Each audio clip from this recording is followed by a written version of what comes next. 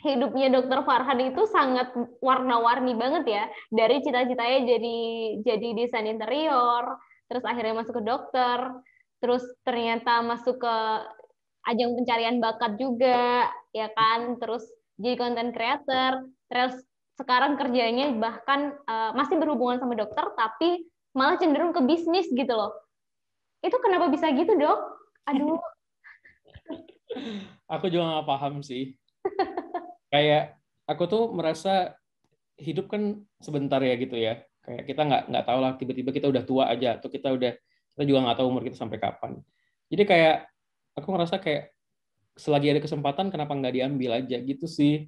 Walaupun kadang-kadang ya burnout pasti ada gitu kan. Maksudnya kayak banyak gitu tapi uh, I enjoy it a lot gitu. Kayak sekarang juga aku kerja terus aku kayak buat konten belum lagi kayak endorse mungkin orang kayak mikir endorse enak banget ya dibayar ya nggak juga gitu buat video buat buat fotonya captionnya terus belum lagi ditagi-tagi sama si agensinya gitu-gitu kan segala macam ya pikiran juga gitu maksudnya itu juga additional apa ya additional job gitu kerjaan tambahan juga bagi kita walaupun ya pada akhirnya ada duit yang masuk tapi tetap aja nambah pikiran juga nambah tenaga nambah kerja juga cuman ya itulah aku mikir kayak selagi aku masih bernafas dan aku masih sanggup ya why not gitu enjoy aja gitu, disenyumin, disenengin gitu.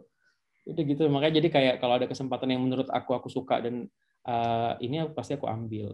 Ada kepikiran belum untuk hire manager gitu? Sejauh ini belum, karena masih bisa dihandle sendiri. Tapi nggak mau sombong juga. Kalau misalnya nanti ke depannya tiba-tiba banyak job atau misalnya ya rezeki dari Tuhan banyak yang masuk, mungkin bakal hire sih kalau memang udah overwhelmed.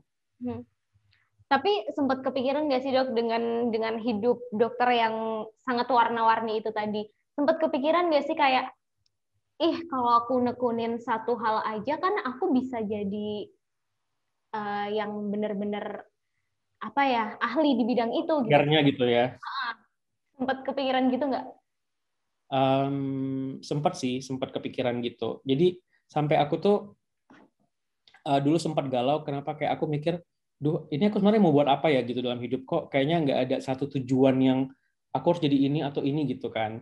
Akhirnya aku tuh sampai buka TED Talk gitu sampai ada namanya multi potentialite. Jadi multi potentialite people. Jadi kayak seseorang yang dia merasa dia bisa kayak dia tahu dia punya bakat untuk melakukan beberapa hal yang dalam waktu yang bersamaan gitu.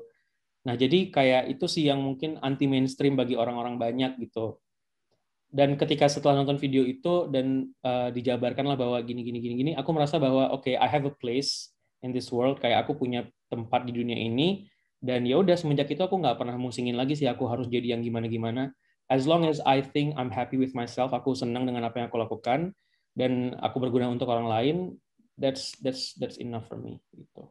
Oke, berarti memang ya udah hidup dijalanin aja. Yang penting kita seneng, tidak merugikan Ya, orang lain, dan yes, bisa terlebih poin plusnya adalah bisa berguna untuk banyak orang gitu ya.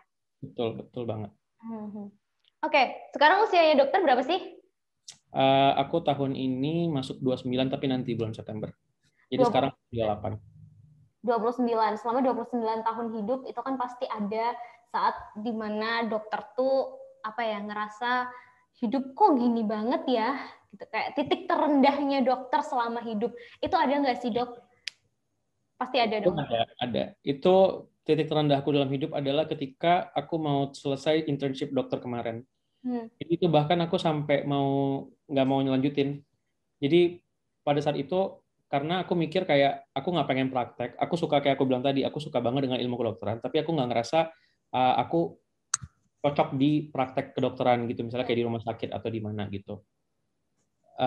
Jadi itu galaunya setengah mati pada saat itu sampai aku benar-benar kayak mikir kalau memang aku nggak mau praktek ngapain aku lanjutin internship karena kan internship program di Indonesia itu kan gunanya untuk seorang dokter dapat STR surat tanda registrasi.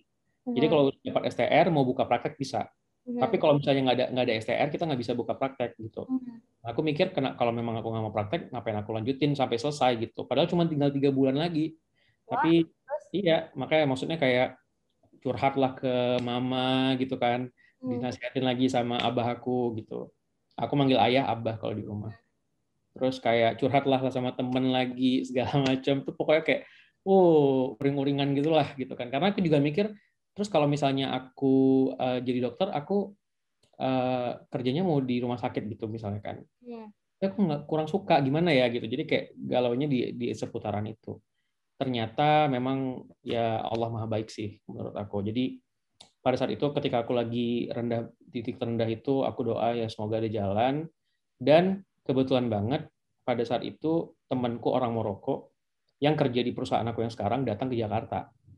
Dia datang ke Jakarta, kita udah temenan banget nih dari lama dulu, terus kita ketemu ngobrol-ngobrol-ngobrol. Akhirnya aku nanya, sekarang kerja di mana gitu. Oh iya, aku sekarang tinggal di Jerman dan kerjaan aku di perusahaan ini namanya Emboss yang perusahaan aku sekarang. Terus kayak pas aku pulang ke rumah, aku cek-cek di internet, ternyata si Emboss ini lagi buka lowongan kerja. Yang lowongan kerjanya itu masih dalam perusahaan medical education, tapi di bidang bisnis, which is marketing dan segala macam. Dan mereka mau mewajibkan si orang ini itu kalau memang mereka harus travel ke negara lain, mereka harus travel untuk kerjaan, which is adalah juga passionnya aku untuk traveling dari dulu. Akhirnya aku nge-apply, ternyata aku keterima di situ, dan ya udah akhirnya selama 2 tahun nih sekarang masih di perusahaan yang sama. Terima kasih sudah nonton. Jangan lupa like, subscribe, dan share ya.